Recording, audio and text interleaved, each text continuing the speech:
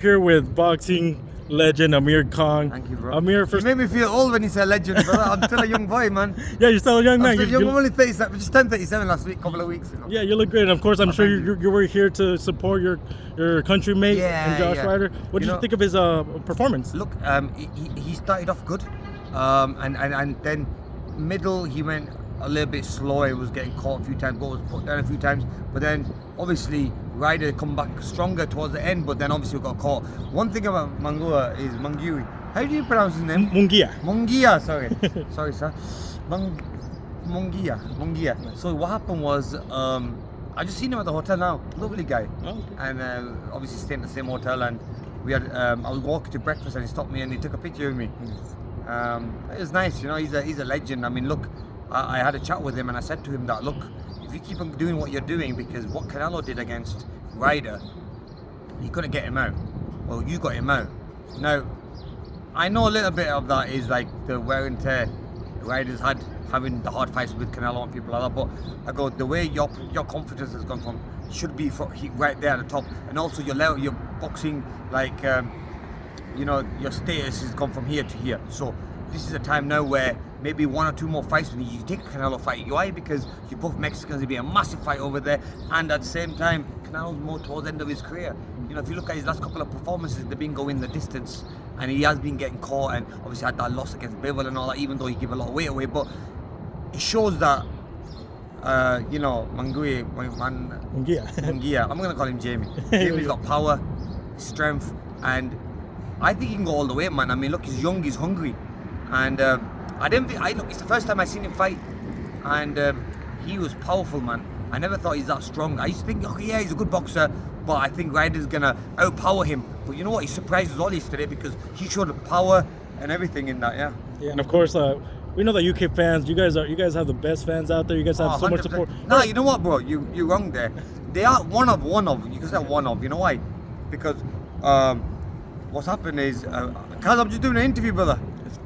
I'm just doing an interview. Stay in line 1 second. So I was gonna say that with the UK fans, nah, man. I mean, I think the Mexican fans were making crazy noise last night. I've never seen an event like that where Mexican people get together. Like, look, when I fought against Canelo, I remember seeing all the Mexican people. I mean, a lot of them had a lot of respect for me, but still, I mean, the noise that they made when you know, when he walked out. I remember when he walked out second, I was like, dang, like they took the roof off.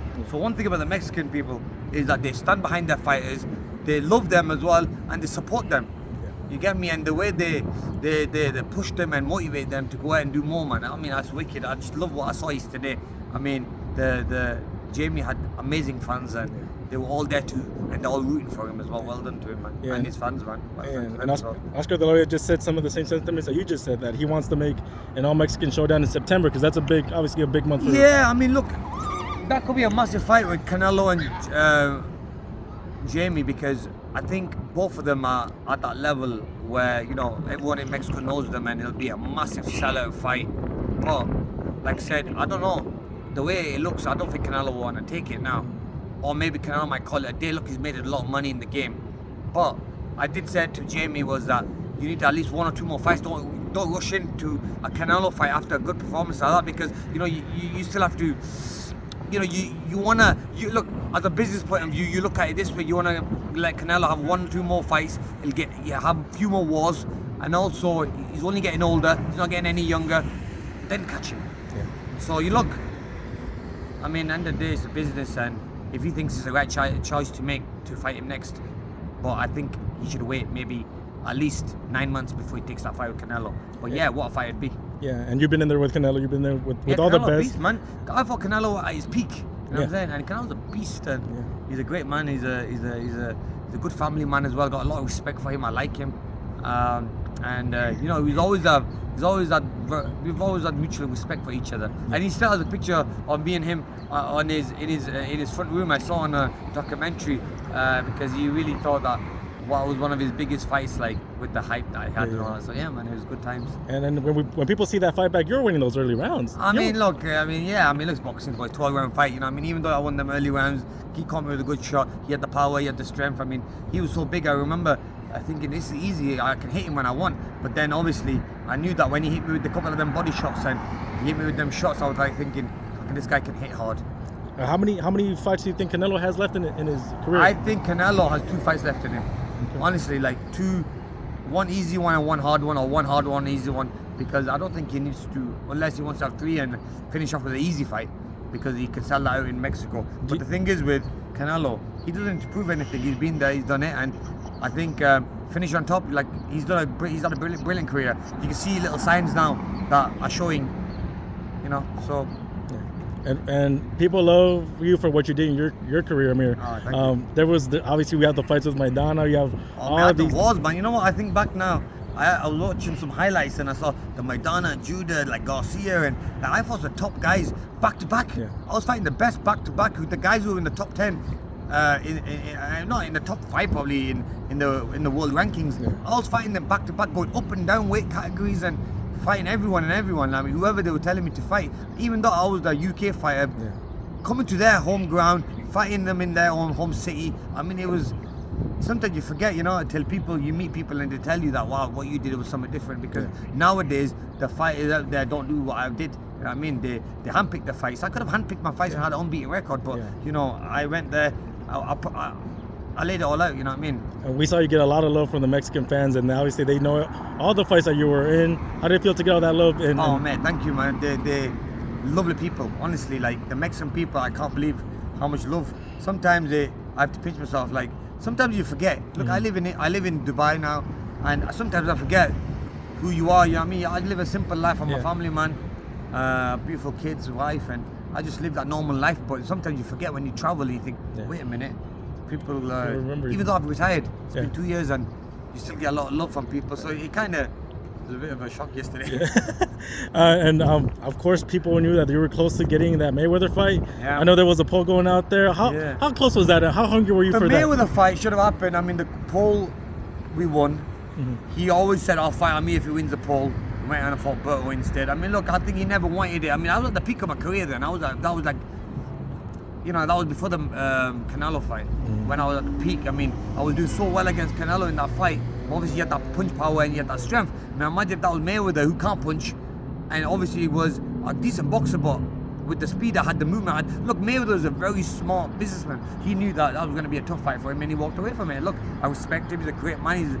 He's had a great career, man. I mean, one of the best out there. You know, he's a GOAT. But the thing is, I wish I had my chance, but it is what it is. And he's still doing exhibitions. If he were to say, you know what, if he says like, you know what, Amir, let's do it. Why not? Do you get back in shape for that one exhibition? I mean, that's the only thing that will motivate me. 2 fighters that will ever motivate me to come back and do something is a Mayweather or Manny Pacquiao. Ooh. They're the only 2 names that will motivate me to ever go back in the gym. Like the last fight against Kelbrook, I didn't need a motivation. I'm like, man, I've done more than what he's ever done in his career. So like, there's no motivation there. Whereas if it's a fight with one of them guys, you'd be like, yo. You know what I'm saying? And then, of course, people know you from being, you know, also Manny's sparring partner in you guys' primes. People looked at you like, hey, that guy can be dangerous for Manny one day. Yeah, I never ever thought that, you know, like till we become a world champion and then started beating some big names and then decided saying that, oh, you know what, Manny and Amir could be a fight. And then I remember we used to spar a lot, and then it come to a stage where they stopped us from sparring each other. So like even Freddie kind of knew that, oh, this could happen, and he said that as well. And I love Freddie Roach. I think, you know, he's been one of the loyalest trainers I've ever had. You know, he's like, he even said, like, I don't know who to pick, I'll sit on the bench. I mean, for him to say that, with like when I was under him and Manny was under him, he said, look, I'll sit on the bench and I'll let them fight. Like, that shows that he wasn't picking any sides, but he was happy to train us both. Yeah. So, yeah, man. I mean, but look, Freddie's a top man. I met him yesterday, and it's always good to see him. And it's good that Jamie's training with him now, because he'll only bring the best out of a fighter. Like, sometimes I do think, my wife was saying to me the other day that, you know, even though you had that loss against Danny Garcia and then you left the trainers, went from Freddie to Virgil, what if you had stayed with Freddie? You know, you made them mistakes, but you'd have overcome them.